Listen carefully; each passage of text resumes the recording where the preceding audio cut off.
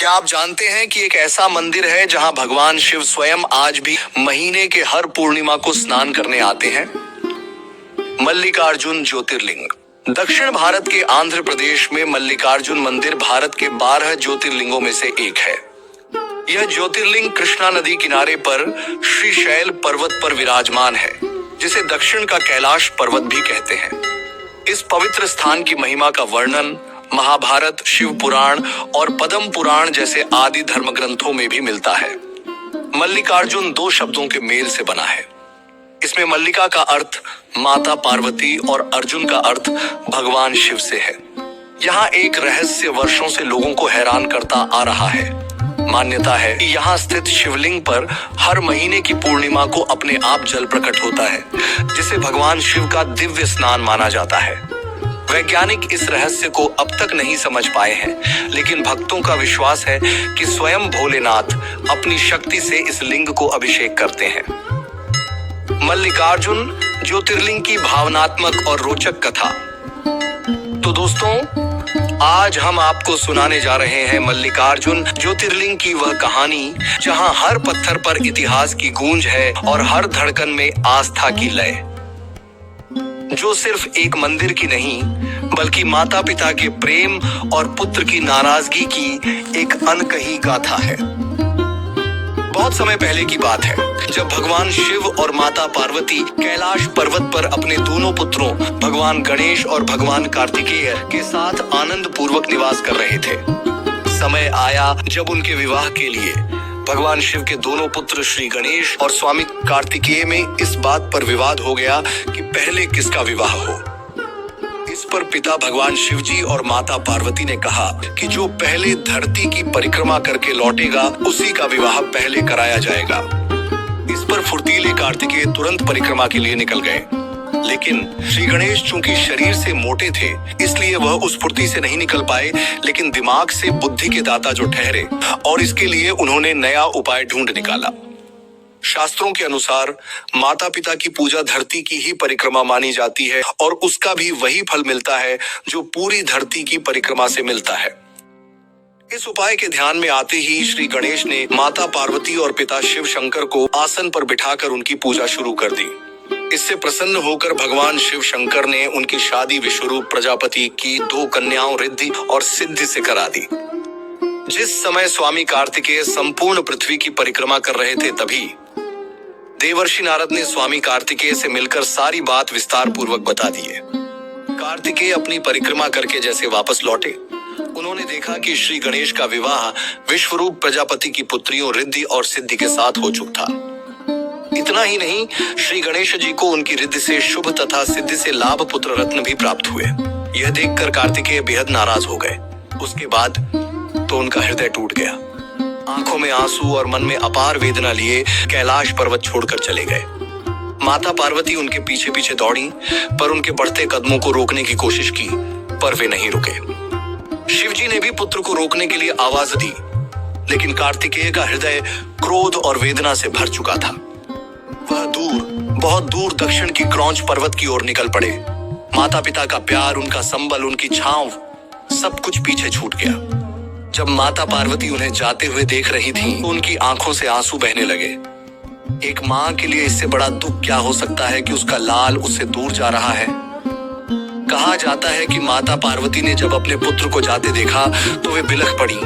उनका हृदय चीत्कार कर उठा, कार्तिकेय रुक जाओ, माँ को छोड़कर कहाँ जाओगे?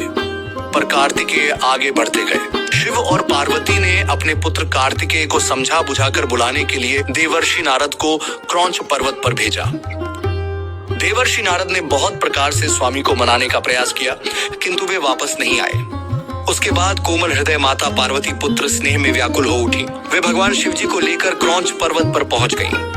इधर स्वामी कार्तिकेय को क्रौंच पर्वत अपने माता पिता के आगमन की सूचना मिलते ही और वे वहां से 3 योजन अर्थात 36 किलोमीटर दूर चले गए, जहां कार्तिकेय ने अपना निवास बना लिया था। कार्तिकेय के चले जाने पर भगवान शिव, माता पार्वती जी अपने पुत्र के प्रेम में शिव और पार्वती वहीं बस गए। उस क्रौंच पर्वत पर ज्योतिर्लिंग के रूप में प्रकट हो गए। तभी से वे मल्लिकार्जुन ज्योतिर्लिंग के नाम से प्रसिद्ध हुए। मल्लिका माता पार्वती का नाम है, जबकि अर्जुन भगवान शंकर को कहा जाता है। इस प्रकार सम्मिलित रूप से मल्लिकार्जुन नाम उक्त ज्योतिर्लिंग का जगत में प्रसिद्ध हुआ और इसी स्थान पर मल्लिकार्जुन ज्योतिर्लिंग प्रकट हुआ। आज भी कहा जाता है कि जो भी भक्त यहाँ आता है उसे माता पिता के प्रेम की छाया मिलती है। अगर सच्चे मन से पुकारो तो शिव और पार्वती आपको आशीर्वाद देने अवश्य आते हैं, जैसे वे अपने पुत्र के पीछे चले आए थे। तो दोस्तों, यह सिर्फ एक कहानी नहीं, एक एहसास है। माँ बाप का प्रेम कभी कम नहीं होता, चाहे संतान कितनी भी नाराज क्यों ना हो। दोस्तों, ये थी मल्लिकार्जुन ज्योतिर्लिंग प्रकटने की कहानी पर सनातन धर्म में एक और घटना घटी थी। इस स्थान में पुराणों में लिखा है, सबसे पहले देवताओं के बाद किसको पता चला था इस ज्योतिर्लिंग के बारे में, या यूं कहें कि कौन वो पुण्य आत्मा धर्मात्मा सौभाग्यशाली थी जिसको पहली बार भगवान मल्लिकार्जुन ज्योतिर्लिंग के दर्शन हुए। आइए जानते हैं हम इस रहस्य को। एक अन्य कथा के अनुसार कौंच पर्वत के समीप में चंद्रगुप्त राजा की राजधानी थी। उनकी बेटी किसी मुसीबत में फंस गई थी।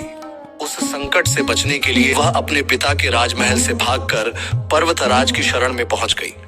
चंद्रगुप्त राजा की कन्या ग्वालों के साथ कंदमूल खाती और दूध पीती थी। इस प्रकार उसका जीवन निर्वाह उस पर्वत पर होने लगा। उस कन्या के पास एक श्यामा काली गाय थी जिसकी वह सेवा स्वयं करती थी। उस गाय के साथ विचित्र घटना घटित होने लगी। कोई व्यक्ति छुपकर प्रतिदिन उस श्यामा का दूध निकाल लेता था। एक दिन उस कन्या ने किसी चोर को श्यामा का दूध दुहते हुए देख लिया। तब वह क्रोध में आग बबूला हो उसको मारने के लिए दौड़ पड़ी। जब वह गौ के समीप पहुंची तो उसके आश्चर्य का ठिकाना न रहा, क्योंकि वहां उसे एक शिवलिंग के अतिरिक्त भी दिखाई नहीं दिया। आगे चलकर उस राजकुमारी ने उस शिवलिंग के एक सुंदर सा मंदिर बनवा दिया। वही प्राचीन शिवलिंग आज मल्लिका ज्योतिर्लिंग नाम से प्रसिद्ध है। पुरातत्ववेत्ताओं का अनुमान है कि इस मंदिर का निर्माण लगभग 2000 वर्ष प्राचीन है।